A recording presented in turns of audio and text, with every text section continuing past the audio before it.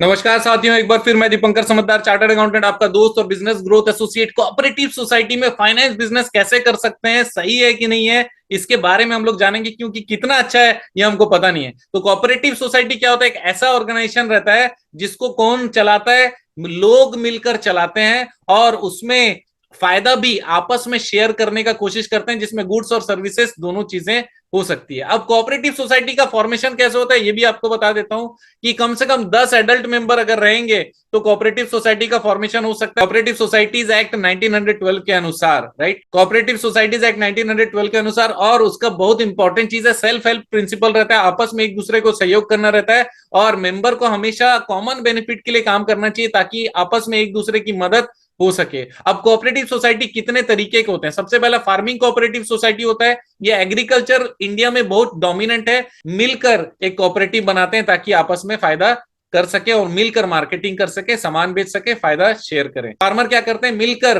पैसा जुगाड़ करते हैं और फार्मिंग इक्विपमेंट खरीदते हैं, जैसे ट्रैक्टर खरीदा या फिर कोई दूसरा इक्विपमेंट खरीदा जिसको हर कोई यूज करता है, और सीड्स खरीदा, फर्टिलाइजर खरीदा, और इन लोग क्या करते हैं? बल्क परचेजिंग करने में इन लोग को सुविधा हो जाती है फार्मर को, ताकि सबको सस्ते में मिल सके उनका काम करने के लिए। यहां पर एक प्रश्न आता है, क्या फार्मर सोसाइटी वाले लोग भी आपस में फाइनेंस कर सकते हैं? 100% कर सकते हैं, लेकिन उनका मेन ऑब्जेक्टिव फाइनेंस नहीं होगा। उन लोग मिलकर छोटे छोटे अमाउंट जमा भी कर सकते हैं और आपस में वो लोन शेयरिंग भी कर सकते हैं, लेकिन वो बहुत छोटा हिस्सा होने वाला है। मैक्सिमम हिस्सा क्या होगा? उनका जो बेसिक पर्पस है कि इक्विपमेंट, सीड्स और जो रिसोर्सेस हैं फार्मिंग के लिए, उसको खरीदना बल्क में और आपस में शेयर करना, और फाइनली जो प्रोड्यूस है उसको सेल करना, उसमें प्रॉफिट कमाना। लेकिन कहां पर सुविधा होती है? क्रेडिट कोऑपरेटिव सोसाइटी में। अगर क्रेडिट कोऑपरेटिव सोसाइटी का मतलब क्या हुआ? यहाँ पर लोग मिलते हैं, सारे जितने मेंबर्स होते हैं उन लोग आपस में पैसे जमा करते हैं, और उसी पैसे को जरूरतमंद मेंबर को शॉर्ट टर्म लोन के हिसाब से वो देते रहते हैं। और ये सारी डिपॉजिट कहां पर आती है? सोसाइटी में।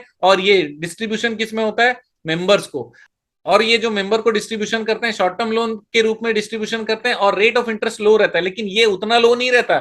एक्चुअली जो डिपॉजिट का हाईएस्ट रेट है ना, उससे 1-2%, 3%, 4% कुछ भी हो सकता है, जो उन लोग आपस में मिलकर डिसाइड करे उतना हाई रहेगा। इसका मतलब बीच में मार्जिन जरूर रहेगा, डिपॉजिट का रेट और लोन के रेट के बीच में मार्जिन रहेगा, ताकि सोसाइटी प्रॉफिट में रहे और उसको यूज किया जा सके मेंबर के बेनिफिट के लिए। और ये स्कीम क्या रहता है? हाई इंटरेस्ट रेट रहता है, कमर्शियल बैंक से ज्यादा इंटरेस्ट पे डिपॉजिट रखते हैं, ताकि जो भी पैसा रखे उनको बचत करने का एक अभ्यास होए और उनको ज्यादा पैसा मिले मार्केट से। मार्केट मतलब बैंक से। तो इसका मतलब ये है कि क्रेडिट कोऑपरेटिव सोसाइटी में आराम से काम कर सकते हैं। यस और नो? कौन सा काम? डिपॉजिट भी ले सकते हो, यस यस 100%। लोन दे सकते हो, यस दे सकते हैं। सिक्योर्ड लोन दे सकते हैं कि अनसिक्योर्ड दे सकते हैं? यहाँ पर अनसिक्योर्ड भी दे सकते हो, और सिक्योर्ड लोन भी लेना चाहो तो ले सकते हो, लेकिन नॉर्मली क्रेडिट कोऑपरेटिव में अनसिक्योर्ड लोन ज्यादा रहता है। प्रोडक्ट आप बना सकते हो क्या? 100% प्रोडक्ट बनाने का पूरा राइट्स आपके पास में। इसका मतलब credit cooperative society finance business के लिए बहुत आसान और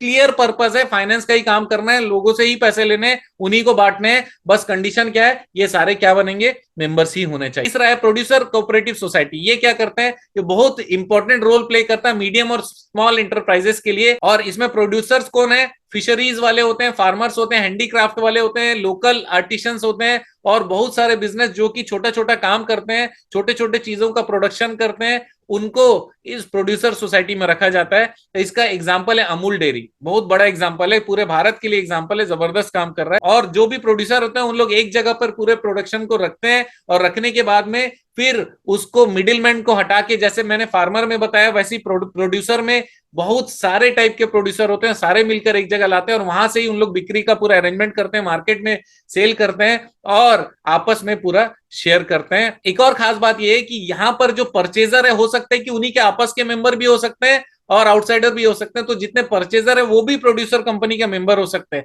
अच्छा, अब वापस बात आती है, क्या यहाँ पर फाइनेंस बिजनेस कर सकते हैं? 100% कर सकते हैं, लेकिन यहां पर भी लो प्रोफाइल रखना पड़ेगा। आपस में अगर कुछ पैसे इकट्ठा कर रहे हो शॉर्ट टर्म, वो भी कर सकते हो। उसके बाद में लोन देना चाहते हो छोटा छोटा, वो भी दे सकते हो, लेकिन ये मेन पर्पस नहीं होगा प्रोड्यूसर कंपनी का। नेक्स्ट है कंज्यूमर कोऑपरेटिव सोसाइटी। ये कोऑपरेटिव क्या होता है? कंज्यूमर मिलकर बनाते हैं, ताकि जितने लोग यूज करने वाले हैं प्रोडक्ट्स को, प्रोड्यूस को, उनको सस्ते में मिले, सस्ते में बल्क परचेज कर पाए और आपस में उसको शेयर करें, ताकि उनको लो प्राइस पे वो चीज मिले।